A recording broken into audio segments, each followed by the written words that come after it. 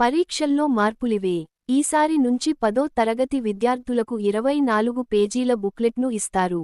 ఇది వరకు విడిపేపర్లు ఇచ్చేవారు. ఆన్సర్లు రాసిన పేపర్లను కూర్చి, దారం కట్టాల్సి వచ్చేది. ఇక నుంచి కేవలం బుక్లెట్ మాత్రమే ఇస్తారు. ఈ ఏడాది నుంచి గ్రేడింగ్ విధానాన్ని రద్దు చేయడంతో విద్యార్థులకు కేవలం మార్కులు మాత్రమే వేస్తారు. అయితే ఇంటర్నల్స్, థియరీ పరీక్షల మార్కులను కలిపి మొత్తం మార్కులేస్తారు. ఈ ఏడాది మాత్రమే ఇంటర్నల్ మార్కులుంటాయి. వచ్చే ఏడాది 2025 నుండి 26 నుంచి ఇంటర్నల్ మార్కులుండవు. మొత్తం 100 మార్కులకు పరీక్షను నిర్వహిస్తారు. గతేడాది నుంచి 6 పేపర్లకుగాను 7 రోజుల పాటు పరీక్షలను నిర్వహిస్తున్నారు.